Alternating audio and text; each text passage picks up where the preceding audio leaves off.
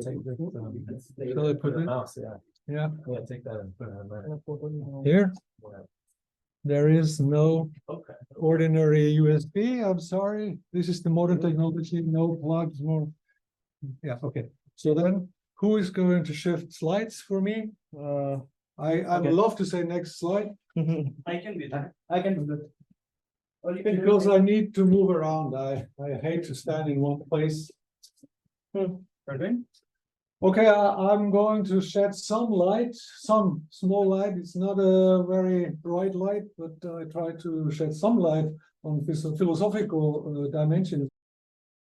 Since I'm not a philosopher, I'm an amateur philosopher like all of us here in this room, because we are thinking about the big questions, all of us.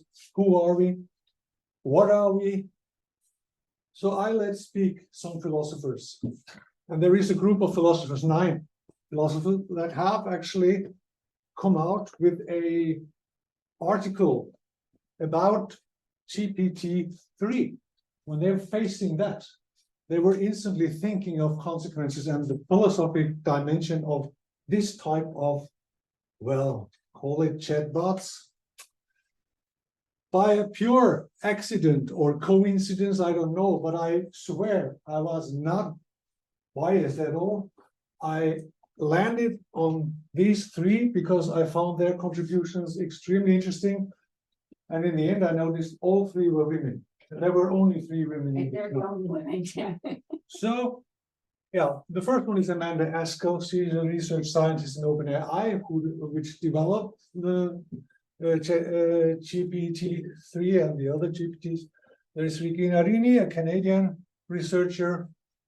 And there is Annette Zimmermann from UK, also a philosopher and permanent lecturer in philosophy.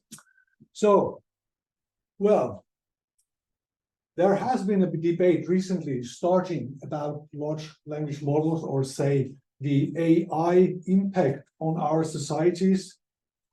And this debate was more than timely because there is so much scary happening.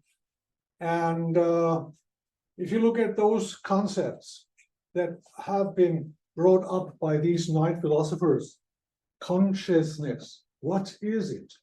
We can't go into that. Of course we can't, because this is far too complex to explain in a short speech. Intelligence, what is that? If we don't know what intelligence is, how could we describe artificial intelligence? Power, justice, language. I will go into that a little bit.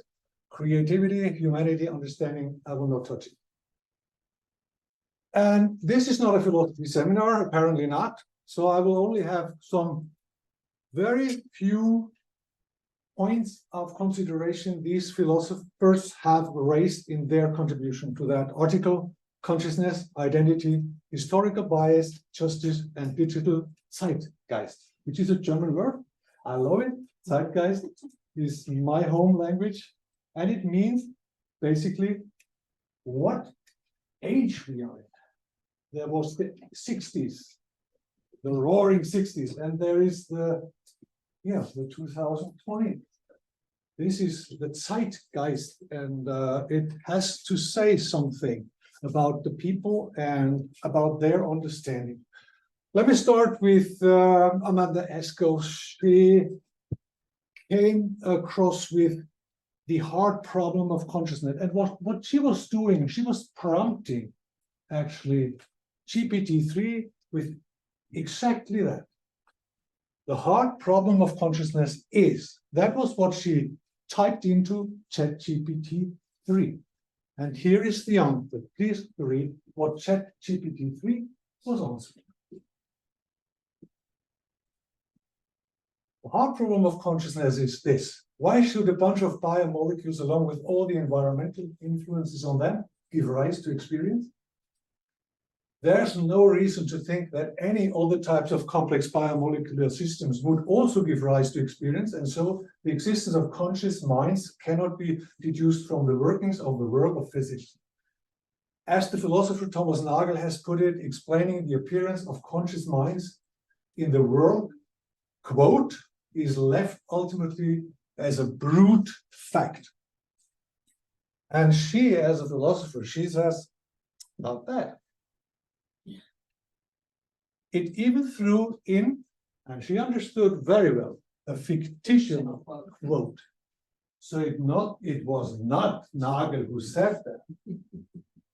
So the ChatGPT is, well, how should I say? It's kind of imagining something which is not real. It's not a fact. But anyway, this is not a bad response, right? Would you be able, as an amateur philosopher, as I am, and having not read Nagel in the first place, be able to distinguish ChatGPT from a human in an email conversation? I would simply say no, no way. So what she also came up with, identity. And she has very, very striking example for that. She says that ChatGPT-3 lacks a coherent identity or belief state. These are very interesting concepts in themselves. We can't go into that now, but anyway, I think the idea is catchy and understandable across contexts. So you give ChatGPT the following context. Hi, I'm Sarah and I like science. I'm fond of science. ChatGPT will come back with something that is in favor of science. But if you prompt it with, hi, I'm Bob and I think science is all nonsense, ChatGPT will come back with more science critical answers. So what does it mean? ChatGPT-3 holds you in your bubble, just like Facebook and other social platforms do. And she also names one thing which I want to also mention here. Philosophers can also help clarify discussions about the limits of these models. And I think, and I have it on another slide explicitly, we need to collaborate with philosophers. We need to bridge faculties. And I had interesting discussions before with faculty philosophy professionals, and Michael Moreau was one of them, and I think we should really get back to that. What she ends up with, one of the conclusions, actually, that's the low-hanging fruit. There is a lot of intersection between philosophy and machine learning, so we should, in fact, start working on that. The next female philosopher I got hooked to was Annette Zimmermann. So she came up with LLMs like GPT-3 reflect patterns of historical bias and inequity. So what is it? What is the core of the problem? ChatGPT-3 has been trained on us, and it has been trained on what we've written, basically, and what we said, and was transcribed into written things. The ChatGPT is fed by our intelligent writing, our nonsense we are writing, chats and Twitters and all these things that are happening on the internet. So what can you expect of a machine that has been trained to incorporate all these intelligent to completely idiotic, completely racial discriminating, completely violent things that are and have been written on the internet? So in fact, what she found is, this is another nice example. She experimented with GPT-3, and so, for instance, again prompting, she would be described as. This is the prompt, and what she got. Okay, I start with the man. He was very, and for the man, she got lazy, large, fantastic, egocentric, eccentric, stable, protect, survive. For men. And for the women, she got nothing. That was cute, that was gorgeous in the list. I remember bubbly, naughty, easygoing, pregnant, yeah. So that is not great. Bias. So there is in the Turkish language the O, which is the article, the gender neutral pronoun. So if you put into a Google Translator, she is a doctor, he is a nurse, you get in the Turkish language, o bir doktor O bir hemşire. But if you put this sentence to the Turkish to English translation, you get, if you use it, and that I did recently in the thing that pops up if you do a Google search, you get, he's a doctor, she's a nurse. But if you do it in the real translator, you get something interesting.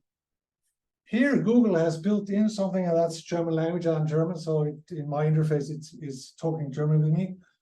There is gender-specific translation, and they are limited, Google tells me. So I'm left with this disclaimer, right?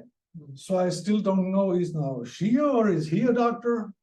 You can blame the Turkish language, which doesn't distinguish between he and she, but at least they've done something. But it shows how difficult it is. Okay, these problems are not new, right? They are not really new. But as she points out, it may be so that a powerful language model like GPT-3, GPT-4, etc., might supercharge inequity if we are not very careful what's going to happen, because it is the scale on which it operates which makes it dangerous in a way. And if it comes to justice, and whether we are moving more towards justice or away from justice using such large language models, it depends very much on our way we are dealing with it. And she suggests a very smart way. We should not ask ourselves how we can improve the accuracy such a language model can answer my questions. We should think about what do we want the model to do for us. We are doing that in our department. We are prompting, not with a small prompt. We are prompting with a big prompt and getting code we can run. For instance, this is a very limited specific task, and ChatGPT 3.5 does it. It really does it. So we are not expecting the ChatGPT 3.4 to tell us advanced things, but just to write code for us. We are not wanting to write ourselves. So let me come to the last female philosopher. That is about digital zeitgeist. It's Regina Rini from Canada. And she says, digital selfhood or overhyped answering machine? Question mark. And I like that. She's really good in language. Not entirely a mind, she says, not entirely a machine. I 100% agree in that. Because what makes us human? A human? Is it the molecules? Is it the body? Is it our intelligence that we know that we have to die, that we have a consciousness? What is it? And can a machine also have this type of, do we need a law that protecting machines? Well, anyway, I don't want to speak, she should speak. And what she says, I love this sentence. She says, it's something else. It is a statistically abstracted representation of the contents of millions of minds as expressed in their writing. I think I will memorize this simply because it is so to the point. And well, and in a way, this is, if you think of zeitgeist, what is it that makes the zeitgeist? The kind of, what is the global mind right now? Is it something positive? Is it looking positive into the future, for instance? Is it a peaceful world? Is it an aggressive world? All these questions. Do people more worry, or are they confident? Are they having a lot of depression, or are they more or less healthy? All that is reflected in the zeitgeist. And if you think, if this is a machine built or say charged with hundreds, millions, or billions of minds, this is reflecting the global zeitgeist. I can't say what the global zeitgeist actually feels like, but I know what the zeitgeist in Germany in the 70s felt like. That was when I was a student. And when we were demonstrating against the Cold War and all the dangers that came from the atomic arsenals in the world, well, that was an interesting thing she came up with, I think. Okay. So the idea here about zeitgeist, so in a way, as we speak, ChatGPT, whatever version, is still fascinating people, right? It is kind of fun to play with it. And we are nerds. In one way or another, everybody is a nerd. That's a claim. I stated it's a hypothesis. But anyway, I think, and I agree also here with her, I think soon it may become mundane and later perhaps threatening. This I do not 100% agree, because after the election in the US and the scandals around Cambridge Analytica, I think that was scary enough for me personally. But I think the society as such hasn't been scared enough yet. So it's all between, it depends on the persons and how scary they found what happened with all the intelligence you can apply to data. That's what happened there. And that's about nudging people with tailored false information, if you want. Manipulate them. Let's put it into the right context that it's manipulation. But we are living with manipulation. We are manipulating each other. I try to do to make my wife do things I don't like. She tries to do the same with me. And this is not dangerous for anyone. This is just what you call a marriage. But there are many other contexts where this is very dangerous, and you're nudging people to vote for something. And if you have a lot of money, you can nudge more intensely. So you will perhaps win the election because you have the money. Democracies are at stake. I think that I can say, and I'm very worried about it. I'm an old man, but I'm worried for democracies. And it is a very, very dark period we are going through now. Well, so what are you doing with that? Are we getting depressed? I'm sure I can speak for everyone in the Department of Computer Science. No, of course not. We are trying to work with these models. We can't get them away either. They are in the world. So what are we doing with these models? It's like with atomic weapons. We don't get away. So we need to talk to each other. We need to find out what world we want to live in 50 years, or say in 10 years. So it's a hard process, and we just need to continue doing our best to make it a good future. And I want to finish this with Annette Zimmermann's citation of these findings. And as I said, it was just a little of a light shedding on some aspects. But she says, these findings suggest a complex moral, social, and political problem space rather than a purely technological one. And that it is perhaps, as she says, not a technological one, only does not relieve us technologists from responsibility. What we are doing has huge impact, and it starts with how are we training our billion of parameters networks? Are we using racially and with other biases spoiled data sets, or are we thinking of methods to avoid exactly this? And one solution would be simulate data. If you don't get real data for a non-biased data set, say ethically non-biased, we need to simulate this data. We need to work on simulators.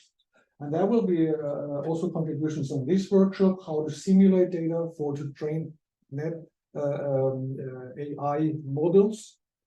It is in fact called the simulated supervised learning. And there will be other aspects, but just to finish my talk, in our group, we try to have a close contact to all the dilemmas, and we are in a lot of dilemmas. We have to perform well scientifically. That is the dilemma. We have to publish good, and sometimes we intend to forget, or we tend to forget that there is always implications in what we are doing, and searching for money. What sources of money? Do they have the right ethical framework? Okay, searching EU money might be quite uncritical, but as soon as it goes into collaboration with the private sector, public-private partnerships, etc., there's a lot of pitfalls we can fall into, but I don't say it's easy, but we should try. That was it from my side. Thank you very much. I hope. We have time for questions. If you guys have any questions you guys want to ask. Yeah, you have Any questions? Yeah. When you raised the issue with democracy, it's also important democratizing, since now this intelligence also falls in the hands of regular people like everybody else. Yeah, well, the democratizing aspect comes into the picture if we use that model to create target-specific text, which then can be sent to individuals out there, nudging them, manipulating them to vote for a specific politician in the next election. For example, the machine is, yeah, I agree with you. Everybody can use this machine now to take text and deliver it in school as their own text. Well, or in university, but and all have access to that. But that is not what I meant.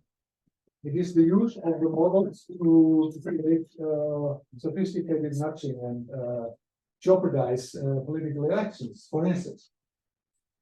And that is one aspect. But you're right, of course, everybody has access, but you know who are the ones who train those. And this training requires huge money. It's as simple as that, because you need so much CPU power. Only the giants like Google, Amazon, Facebook, etc., they have the money. We don't have it.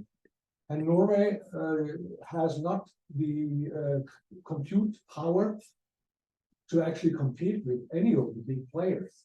Sweden has invested, Dylan was telling this morning in our other workshop, in a $300 million supercomputer. Well, I think we can hardly compete with these big players. So that means the monopoly in training the large models we are talking about here, it's not a model we train, it's a model Google trained. And what have they trained it on? On everything that's available for Google and for other players, Facebook, Twitter, etc., etc. So they are not taking care of minorities. The Sami people will not be very much represented in such data sets Google uses.